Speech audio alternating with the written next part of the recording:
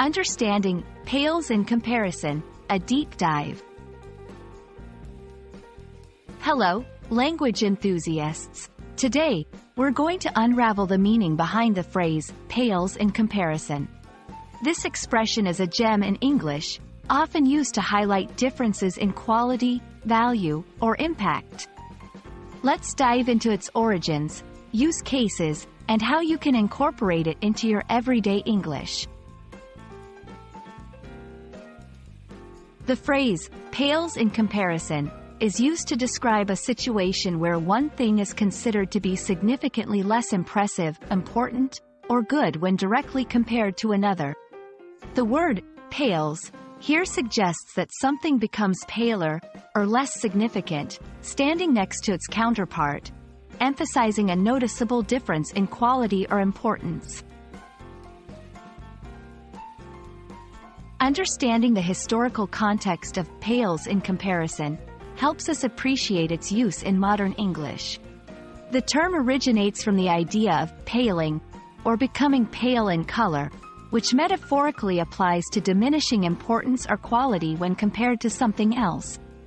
This phrase beautifully encapsulates the visual of losing color or significance when placed side by side with something superior. To grasp the phrase's application, let's look at some examples.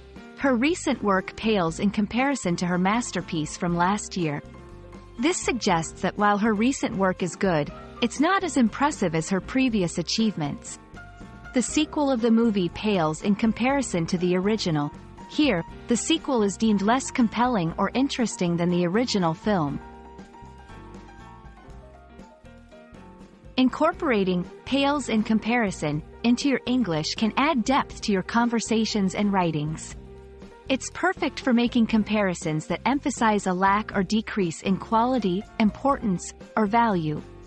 Whether you're discussing books, movies, experiences, or even academic achievements, this phrase can help you articulate significant differences elegantly.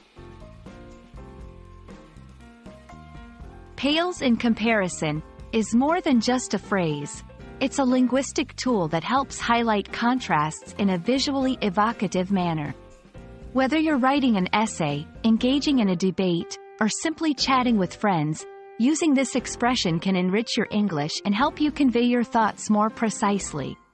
We hope this exploration has illuminated this expression's beauty and utility. Keep playing with language, and see how it transforms your communication. Happy learning!